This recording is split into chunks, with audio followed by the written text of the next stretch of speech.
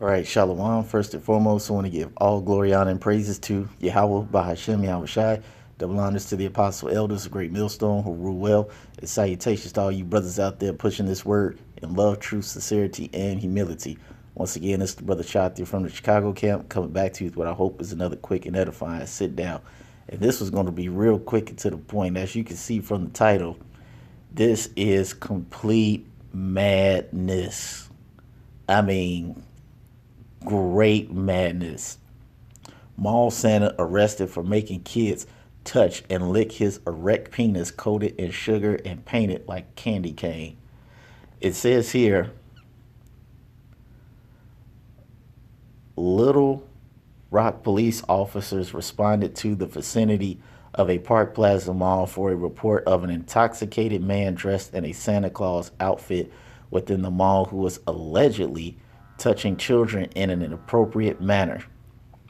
Several shoppers complained to the police that their children were invited by the small Santa to grab a piece of candy cane inside his trousers while sitting on his lap, and in plain sight, other children were led behind a curtain where Henry W. Clinton, 63 years old, apparently made them pick from several candy canes that had been inserted into his rectum, according to one eyewitness.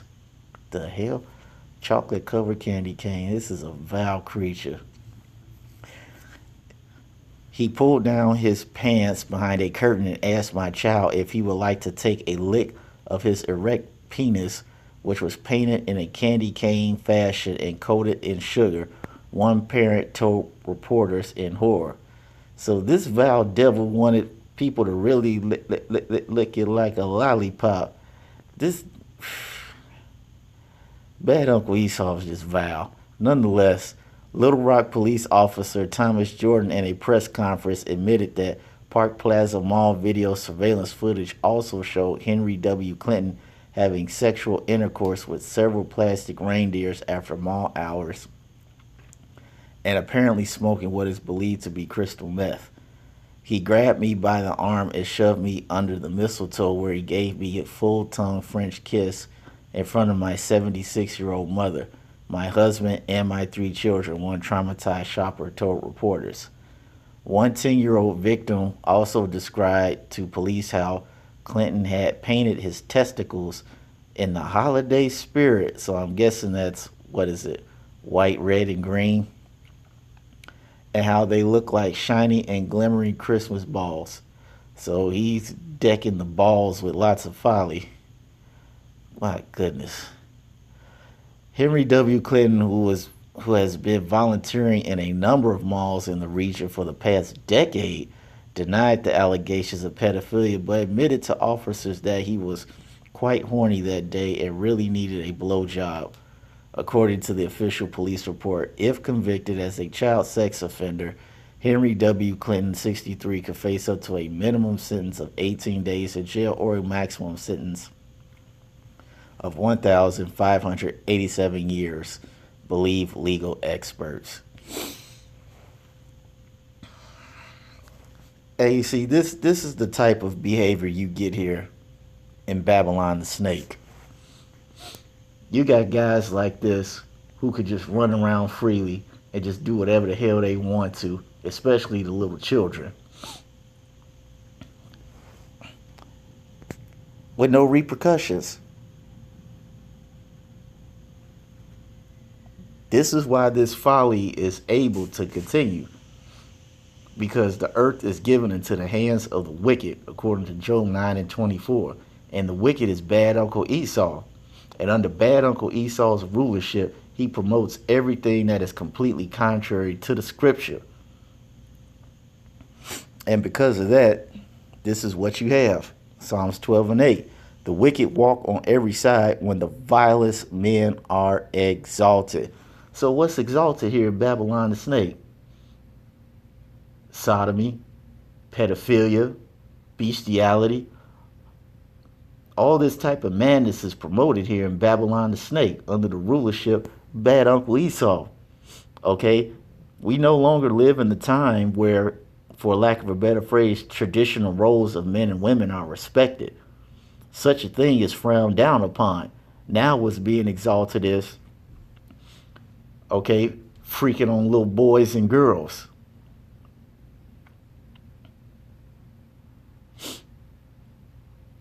Because as I said, hey, well, we're in Babylon the snake, under bad Uncle Esau's rule. And as the scripture says, he has no regard for the law. What does it say in Psalms? What have ye to do to declare my statutes?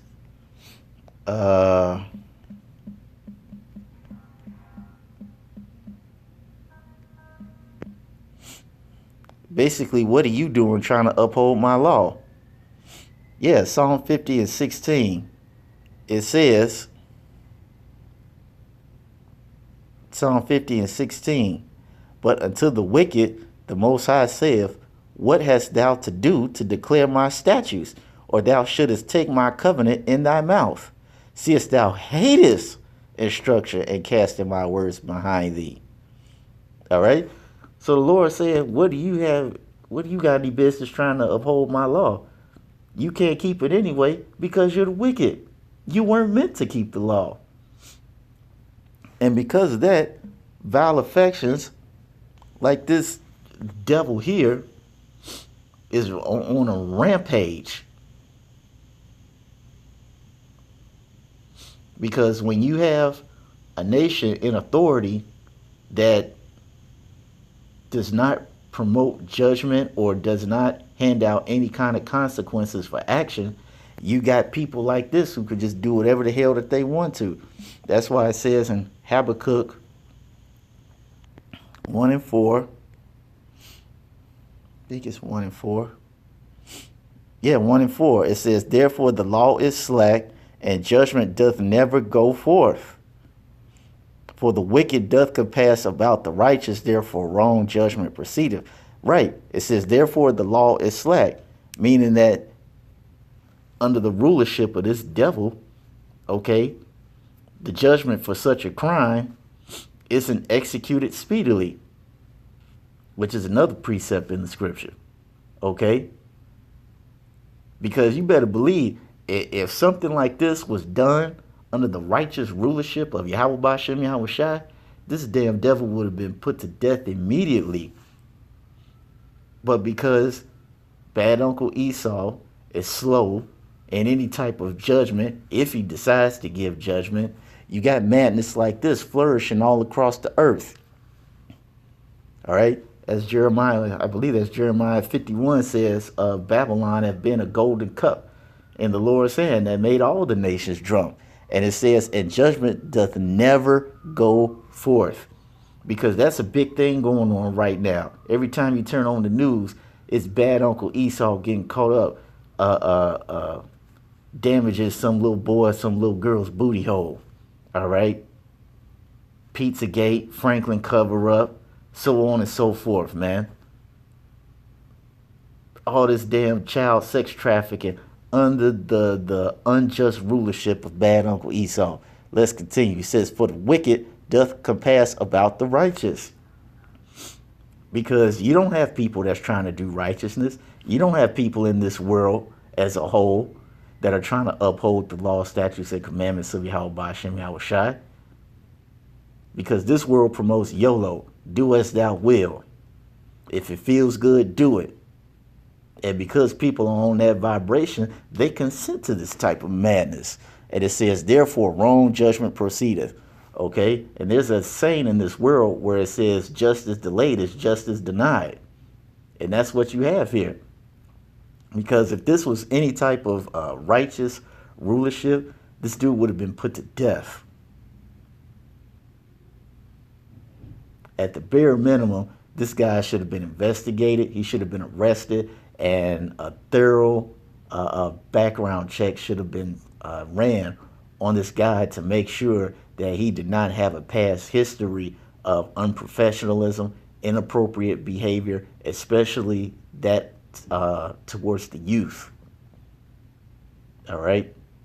But you know, like I said before, this is what goes on in Babylon the snake, and because of that, this is why this place has to get judged. All right? When you read in the book of Jude, remember it says Sodom and Gomorrah was an example of those that if any other country does the same thing, you know what? I ain't gonna butcher it. I'm gonna just get it and end it on it, and this sit down on this note. Jude 1, I think is 7, and it says, even as Sodom and Gomorrah and the cities about them in like manner giving themselves over to fornication and going after strange flesh, all right, like this devil trying to touch on these little boys and these little girls, are set forth as an example, suffering the vengeance of eternal fire. Meaning that if any place did the same thing as Sodom and Gomorrah did, it was promised that they would be destroyed in like fashion. All right? See, that's why Yahweh Shem Yahushai has to completely come back and destroy this place and deliver us. Because you got people like this who are enjoying the full benefits of living a life with no consequences or repercussions. But you better believe the Most High is not going to let this go. All right? He doesn't wink at evil. All wickedness will be soon judged. Thus saith the scripture. So with that being said, I want to give all glory, honor, and praises to Yahweh Shem Yahushai. Double honors to the apostle elders of Great Millstone who rule well. And salutations to all you brothers out there pushing this word in love, truth, sincerity, and humility. With that, we're going to say shalom.